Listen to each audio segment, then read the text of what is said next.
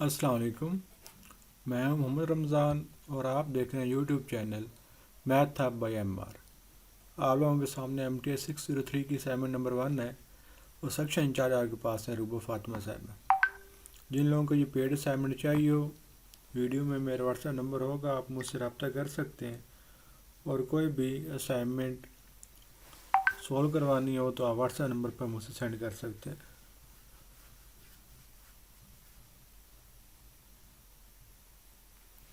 जिन लोगों को इस असाइनमेंट के रिलेटेड कोई क्वेश्चन हो तो आप कमेंट सेक्शन में या फिर व्हाट्सएप पे मुझसे डिस्कस कर सकते हैं।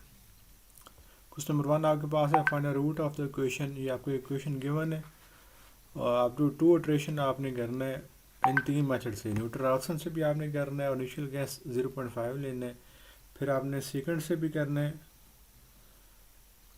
और x0 और x1 की वैल्यूज़ ने आपको बताई है कि कौन सी लेनी है, और फिर बाइसेक्शन मेथड से भी करना है, इसमें भी आपको x0 और x1 की वैल्यू बताई गई है, कहाँ से शुरू करना है आपने। ये इक्वेशन गिवन है, इसको मैं इस फॉर्म में भी लिख सकता हूँ, यानी कि -x दूसरा जाकर प्लस का हो जाएगा, cos x दूसरा जाकर माइनस का हो जाएगा। इस फंक्शन को मैंने f(x) ले लिया।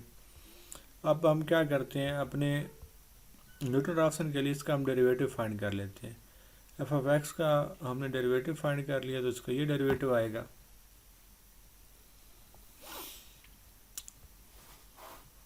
उसके बाद क्या करते हैं, अपने f डेरिवेटिव के अंदर x0 की वैल्यू पुट करते हैं तो आपके पास ये वाली वैल्यू आएगी।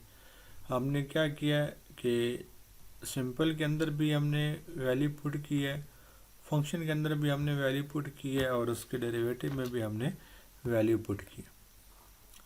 तो ये हमने फंक्शन के अंदर वैल्यू पुट कर दी, हमने उसके डेरिवेटिव में वैल्यू पुट कर दिया। तो न्यूटन-राफसन मेथड होता क्या है, ये उसकी इटरेशन है। n=0 पुट करेंगे तो ये फर्स्ट इटरेशन के लिए आपके पास आ जाएगा। x0 की वैल्यू पुट कर दी, f(x0) की वैल्यू पुट कर दी और f(x0) की वैल्यू पुट कर दी। इनको डिवाइड करके सिंप्लीफाई किया, ये आपका आंसर आ गया। अब x1 पर फंक्शन की वैल्यू फाइंड करेंगे, उसके डेरिवेटिव की वैल्यू फाइंड करेंगे और फिर आप उसी मेथड के रिलेटेड x2 के लिए वैल्यूज़ पुट करके सिंप्लीफाई कर लेंगे। तो ये आपकी 2 इटरेशंस हो गई। सिमिलरली सेकंड मेथड के लिए आपने करना है, x0 एंड x1 गिवन है, फंक्शन की value at 0 and at 1 find कर लेंगे। ये आपका सेकंड का फार्मूला होता है, इसमें n=1 पुट करेंगे तो ये फर्स्ट इटरेशन के लिए आपका फार्मूला बन जाएगा। यहाँ पर आपने x0, f(x1), x1, f(x0), f(x1) और f(x0) की वैल्यू पुट कर दी, इनको सिंप्लीफाई किया तो ये आपके पास आंसर आ गया। आपने कैलकुलेशन दोबारा चेक कर लेनी है, थोड़ी लेंथी कैलकुलेशन होती हैं, हो सकता है मिस्टेक के चांसेस होते हैं। इस x2 पर आपने फंक्शन की वैल्यू फाइंड कर ली, फंक्शन आपका नेगेटिव आया है तो रूट आपको किस में लाई करेगा, इसके अंदर, इसके अंदर। क्यों? क्योंकि 1 पर आपका जो आंसर था वो पॉजिटिव था। n=2 के लिए आपने फार्मूला लिख लिया, वैल्यूज पुट की तो ये आपके पास सेकंड इटरेशन का आंसर आ गया। सेम बाइसेक्शन मेथड के लिए आपने एट x0 भी फंक्शन पर वैल्यू फाइंड कर ली और एट x=1 पर भी फंक्शन की वैल्यू फाइंड कर ली। अब दोनों एक पॉजिटिव एक नेगेटिव, इसलिए रूट इनके दरमियान में लाई करता है। तो आपका इटरेशन फार्मूला क्या होता है बाइसेक्शन मेथड के लिए, x2 होता है x0 + x1/2। वैल्यू पुट करके सिंप्लीफाई किया, 0.75 आपका आंसर आ गया।